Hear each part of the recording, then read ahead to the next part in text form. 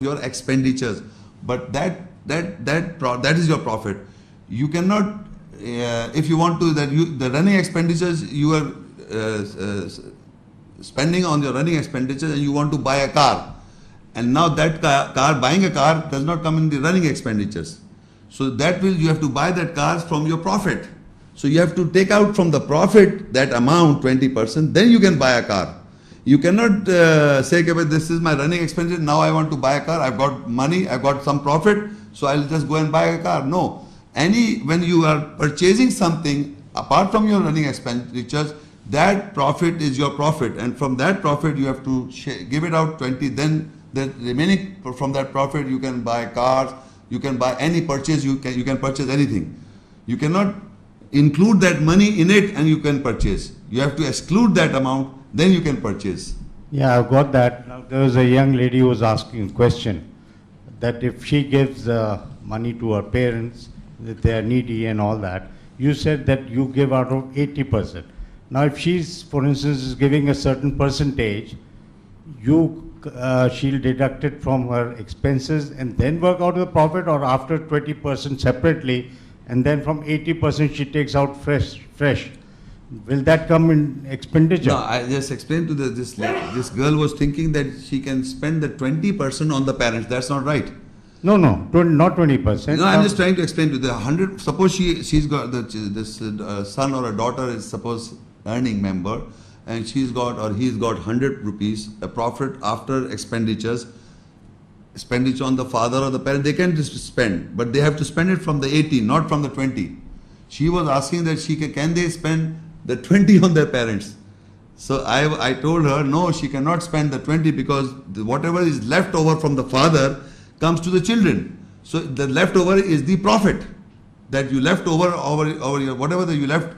If I die, I leave a certain amount of wealth behind me. So that is my profit.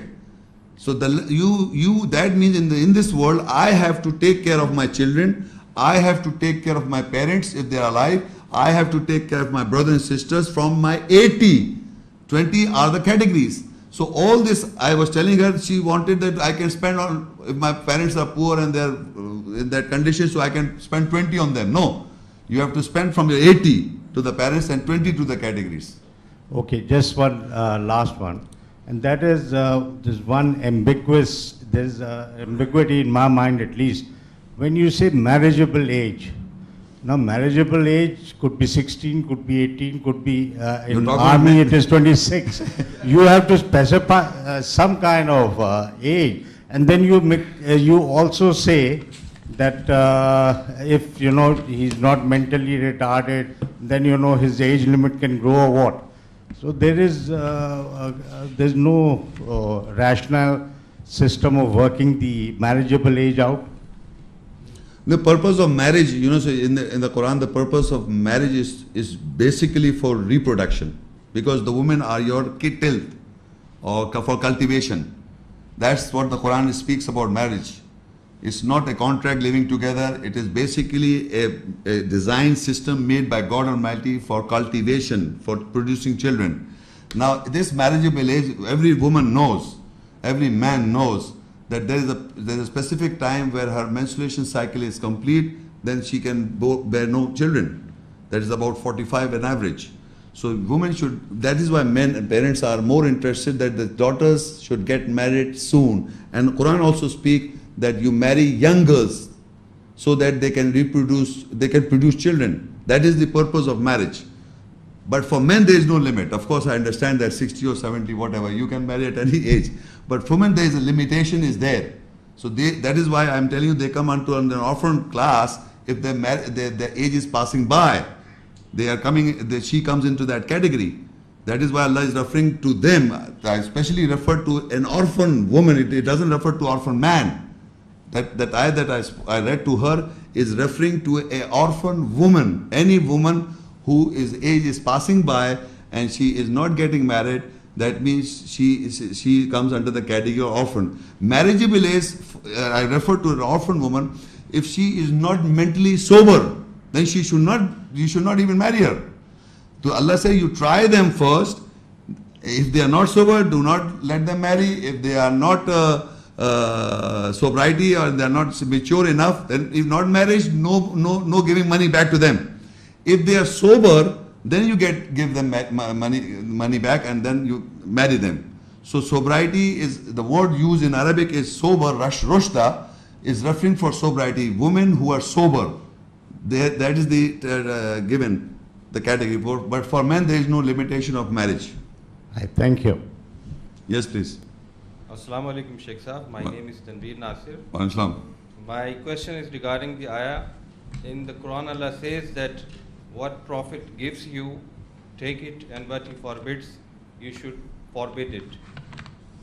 To know this, do we have to look in the hadith or sunnah of the Prophet? In this ayah I explained, if you look into this ayah, Surah Ashr 59 and ayah 7, I also mentioned this in this lecture of mine. ما أفاء الله على رسوله من أهل القرى فلله وللرسول ولذي القربى واليتامى والمساكين وابن السبيل كي لا يكون دولة بين الأغنياء منكم وما آتاكم الرسول فخذوه وما نهاكم عنه فانتهوا واتقوا الله إن الله شديد العقاب. And whatever Allah has bestowed from the people of the cities over His messenger, then it is for Allah and for the Rasul, the messenger, and for the Qurba, the relatives, and for Yatama, the orphans, and for the Masakin, the needies, and for the Ibn Sabil, the son of the way, so that the wealth may not be a thing taken in turns amongst the rich of you. So whatever Rasul gives you, you take it, and whatever he forbids you about it, you forbid. So this portion of this ayah, this whatever the messenger gives you, you take it, and whatever the messenger forbids you, you forbid it, is referring to the context of this ayah is the afa Allah, what Allah has bestowed from the people of the cities. So whatever the sabta that the messenger is receiving from the people of the cities, he is receiving it, that money he has to share it among the categories. So when the messenger gives, you can take it, and whenever he forbids you, because he may not be giving equal amounts. From this ayah we come to know that he may not be exactly giving it, he must be giving it to the poor people, the category according to situation, any number of it may be variables. So whatever he forbids you, you forbid it. It is not relating to hadith or sunnah. Whatever in this ayah it is related to the context is the money that has been to the people he is receiving from the city, from the people of the cities, the profit that he is getting, it is being accumulated with him, or even consultation money is being accumulated with him, he has to share it back to the people. And whatever he gives from that money, you take it, and from he forbids, you stop it. That is related to, not to sunnah and hadith that they are referring to. Thank you. Okay. My name is Muhammad Ashraf. Yes, please. And I asked a question about the charity. So, Charity should be spent openly and secretly. So how can we spend the charity secretly? My question is, how can you speak on the mic? No, can you speak in the mic? Can you give us a further example or further explanation? No, the explanation I already explained to her also and to you also. The explanation is that if a category is your relative, suppose, and you want to share this money to him, and you do not want his izzat and nafs, that his nafs will be feel low, so you make arrangements in a manner that the money is reach him without knowing that it is being given from you, or it has been reach him. That is secretly. That if you do not want to hurt the feelings of the gentleman, you can make arrangements that the money is reached that personality without hurting the feelings of the person. This is known as giving secretly. So you can, that's not wrong, because Allah says that you can give secretly or you can give an announcement. So it all depends upon the situation. I told you, in any situation, it depends upon the person to take a judgment. If he comes into that situation, you have to give that according to the situation, you give in secretly. We have to judge it. Yes, you can judge. Okay. One question. What about the Yomul Furqan? It's a certain day or any day or a specific day? No, the day that when the two accumulations are met, that day is described by Allah when the two accumulations are met. I explained the two accumulations are, one is the consultation from the messenger, that amount of money is being accumulated with the messenger, and the other is 20% is accumulated with the messenger. So these two are met. Whenever they are two are met, he can give this, he can share this It's money. not the certain days, just like in Ramadan or something like that. No, people have made this into Ramadan, but generally it is not a fixed period. Because this accumulation, you can say this way, that people normally in Muslim community, they go by Ramadan to Ramadan. Because they think Ramadan is the month in which the Quran was sent down, and it is a barakah and a Muhtaram or a sacred month. So we give charity in that month, Allah will. But it all depends upon your working, your individual business or your individual, how he is, his data, his month is. How we can manage this. So that money that is being accumulated with you, the category class, you can share it. And other question is the charity given to only Muslim people or a religion of other people? That's a question. First maybe priority to your own people, then you go outside. Okay. Even they are labeled people. Because you see, sorry, you can after this, okay, sorry. You must remember this, that labeled Muslims and people who are not labeled Christians or labeled Jews and other people, the most important thing is, if you are giving to your labeled people or even if you are giving to non-Muslim people, you make sure that you give zakah. You justify to that person why you are giving to him. So the ayahs are being shared to that person so that he listen to the ayahs. He must be astonished and amazed that you are giving because of the Quranic ayat, not because you want to be a rich fellow to him. You make sure if you give to non-Muslim, you share ayahs, give justification. If his izzat and nafs is not being hurted, you must give an announcement and you must educate the people why you are doing so, because you must give zakah. Zakah means justify that I am doing so to a non-Muslim also, but first preferably to the labeled Muslims, so the poverty is among the non-Muslim first. But you educate also why you are doing so that he or a non-Muslim should understand the Quranic verses or the education of the message also being delivered, so that he may revert to Islam. Not hidingly, secretly giving to the poor. Some people, Christians are dying and you giving money, and the money is reached to him, but no justification is not made, zakat is not been given to him, so he will remain a Christian. So you give this charity, but educate them also. Yes, please. Muhammad Shaikh Sahab, Salaam Alaikum. Wa alaikum salam. I am taking the liberty to ask you a question from chapter 3, verse 92. Okay.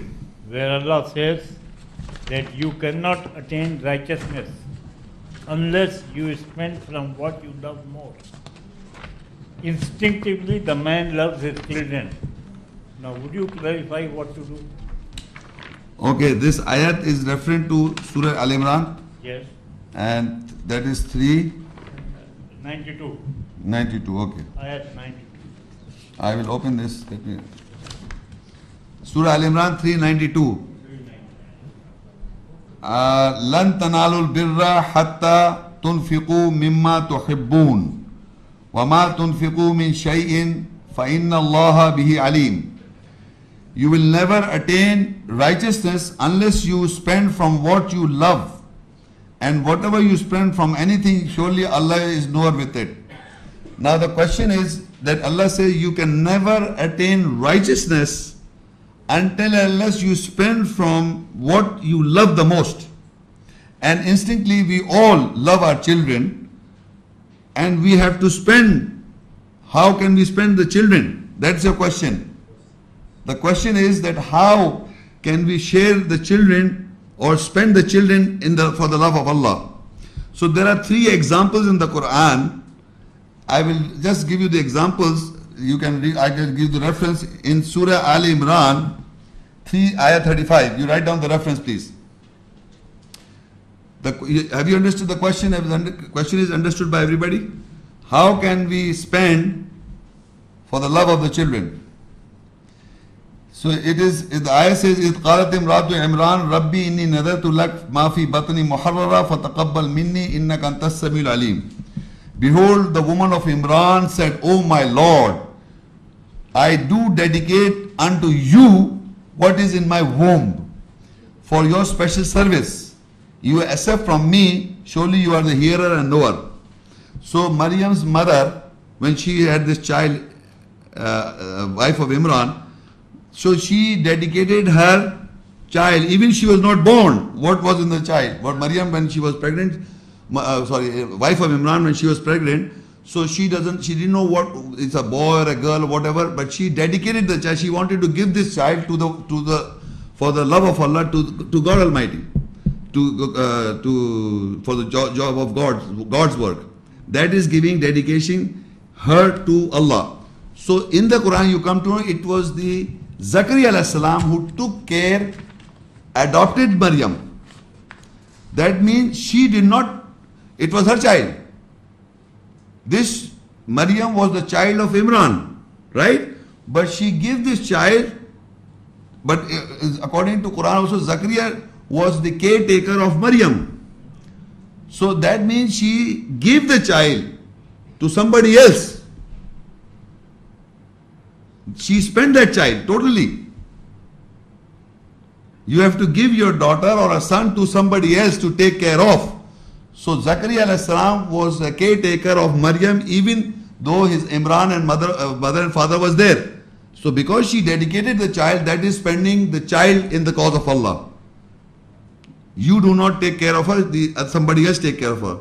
One adoption is mentioned in the Quranic ayat that she gave the child to, that so Zakaria alayhi salam took care of. The other is with the Musa salam or with Yusuf alayhi salam. In Surah Yusuf 12 ayat 21, وَقَالَ الَّذِي اشْتَرَاهُ مِن مِصْرَ لِإِمْرَاتِهِ أَكْرِمِي مَثْوَاهُ عَسَىٰ أَن يَنْفَعَنَا أَوْ نَتَّخِذُهُ وَلَدًا. The man from Egypt purchased Yusuf alayhi salam and said to his wife, make his stay honorable, maybe he will bring us much good, or we shall adopt him as a son. So Allah made Yusuf alayhi salam's father's eyes also went out. That means for the love of his son, his eyes also, he was losing her sight, inside.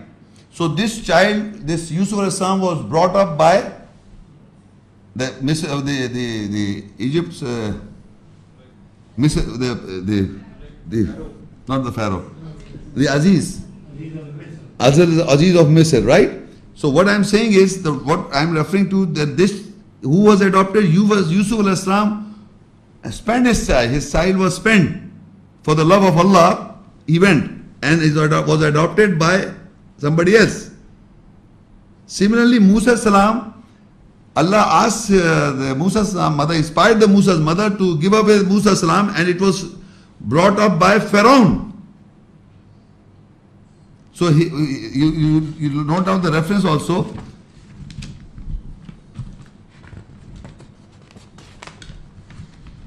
In Surah Al-Qasas 28, it's 9 ayat. She says, وَقَالِتِ امْرَأَةُ فِرْعَوْنَ قُرَّةُ عَيْنٍ لِي وَلَكَ لَا تَقْتُلُوهُ عَسَىٰ أَن يَنْفَعَنَا أَوْ نَتَّخِذَهُ وَلَدًا وَهُمْ لَا يَشْعُرُونَ. The wife of the Pharaoh said, here is the coolness of the eye for me and for you. Kill not the Musa salam, because he was a child. It may be that he will be useful for us, or we take him as a son. So there are two places. Musa salam was brought up as an adopted by Pharaoh, was under the guidance of Allah. And for Allah said to the Musa's mother that I put love on you, you cast this child away. So that is also spending the son in the cause of Allah. So if somebody is not having children, and you know this person, and if he wants that a child from you to be adopted, you can give. Pardon me. You understand now? Did you get the answer? Last sentence I would like to read. I will repeat. If you know someone, and if Allah has bestowed you with children, like I've got 9 children, 2 sons, mashallah, and 7 daughters. And I have really, in real life, there was a person who was not having children. I asked him, if he wants, he can adopt one of my child. He refused. So this is sharing of a child. because you can give for adoption. Allah is giving you children, you can share if somebody can take care of because he's not getting the child. So you must, there are people, Allah has taken the example, there are people in the world who are not getting children, who are not getting, cannot produce children. Even if they marry twos and threes, they're not getting, there's something problem. So Allah is asking for us to, how to share, how to, the love you mostly love is your children. That is your blood. You don't expect somebody else to take care of. But the three examples that are mentioned in the Quran, Firaun was, Musa salam was the messenger of Allah, was taking care of Firaun. So don't be afraid that what will happen. If my son will go or my daughter will go and this guy will make him into a Firaun. That's not your problem. You have shared it in the cause of Allah, you give the child. So Musa's mother was inspired by Allah to give the child. So he gave the child. So she gave the child and Musa salam became the messenger of Allah. And who took care of was Firaun's wife. She became a believer. So what you are asking is, can we share or can we spend our children because we love them most? We can do that. After all, when you got daughters, they get married, they go to somebody else's house. So that is a loving way. Yeah, I understand, but the share love, actual love is when you give it to someone who you for an adoption, that is the sharing. That is the love for Allah. You give what you love most is your children. You can share, you give your children to somebody else who does not have children for adoption. That is permissible in Allah's sight. And there is one more ayat I refer to. Quran says in Ahzab 33 and ayah 5, Ud'u li abaihim huwa aqsatu inda Allah fa illam ta'lamu abahum fa ikhwanukum fid dini wa mawalikum. Call these people by the names of their fathers. That is more just in the nearness of Allah. But if you do not know the name of the fathers, so they are your brothers in the judgment and your protectors. People who you do not know the father, real fathers.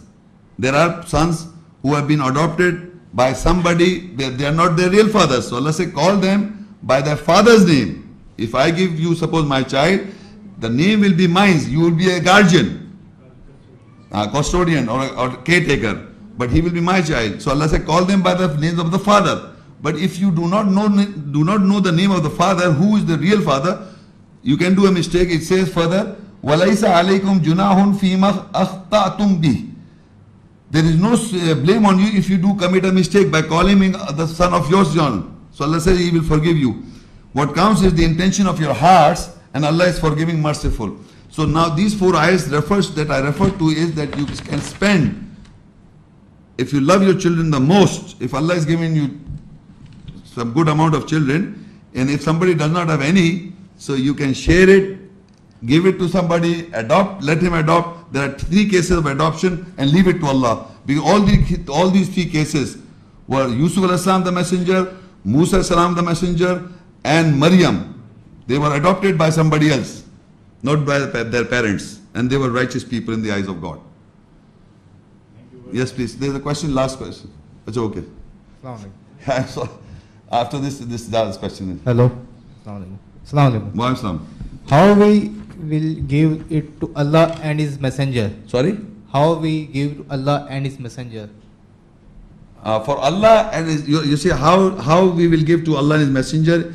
You see, any work, like for example these booklets, where the Quranic ayat, it is not a promotion of me, it is a promotion of ayahs.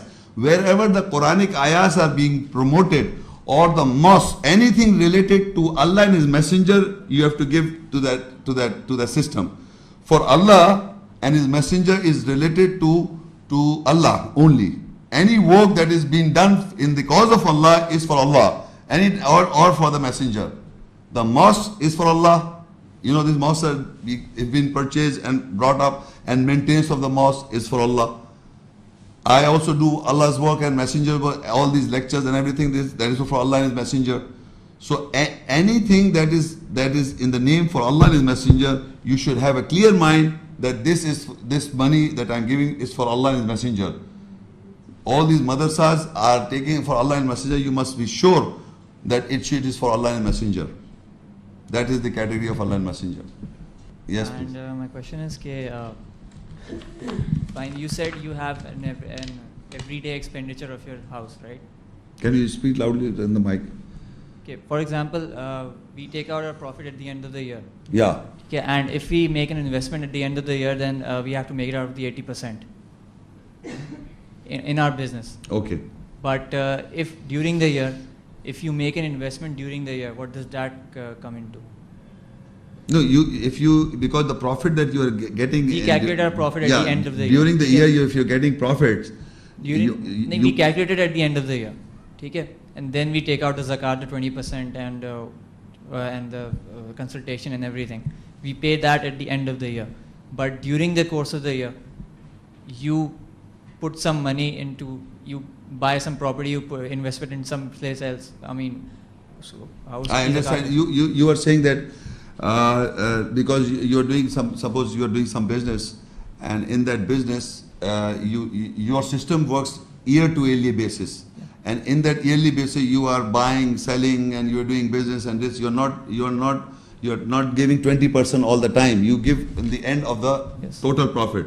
So suppose you are into that running business. If you're doing a running business, which you're investing and reinvesting, investing and reinvesting, so on the end of the year you'll have more profit, right?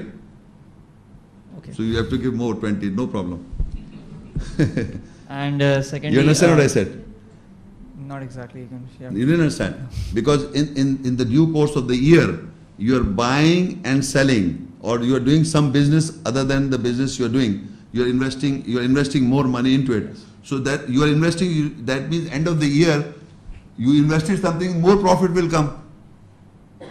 Okay. Right? Generally speaking, Yes. if people do business and you enhance your business in a year, so end of the year will be more profit. Okay. So you'll on that day, at that time you'll give. But that investment you made was other than your everyday expenses. Yeah, I understand. So you have but to pay 20% on that. Then on that also, right? no. You made a profit. You Yeah. paid 20% on that. But during the year you made some investment. You have to pay 20% on that also, right? No, I was answering this some lady here. I will explain to you. It all depends upon the situation, that if you are doing daily wages. Let's say I'm buying a property. Do I have to pay 20% on that property? No, if you are buying a property. Yes. So no, before that money, where did this money come from? From some profit. If you are doing buying and selling, if you are a property business, the end of the year you will do, because you are buying and having a profit. In the end of the year you will do. If you are doing on every, suppose if you want to do on each individual case, you can do that also. Okay. But if you don't want to do an individual case, then at the end of the year you will do it. That is the same thing, because end of the year maybe you may have made more money. Okay. You understand? Yes. On that small basis you can do also, end of the year also you can do. It all depends upon what type of business you are into. Okay. Okay. And my second question is, we had this discussion about one person taking care of the entire family. So One person? One person taking care of the entire family. Okay. So you said that you can spend on the rest of your family, that's your brothers and sisters and your parents, from the 80%. But if you're the only person earning, then your parents and your brothers and sisters are part of your everyday expenditures. So after you spend on your parents and your brothers and sisters, then the profit you get from that 20% is payable on that, isn't it?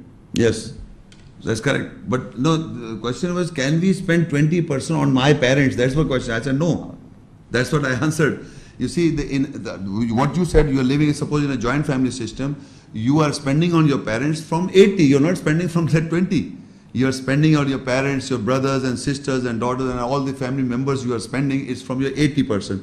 The question she posed me was the other way around, that can we spend from the 20, the zakat that has been, the sadaqah that has been to the poor people, she wanted to spend to the parent. I said no, the parents and brothers and sisters and daughters, they come under your responsibility.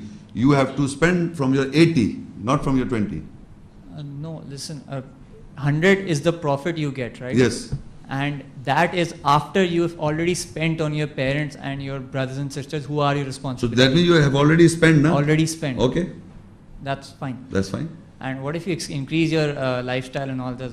Then you have What to, no, that 100 you have to, after spending, then you have to give 20, right? Yes, sir. Then you can increase, from 80 you can increase your lifestyle.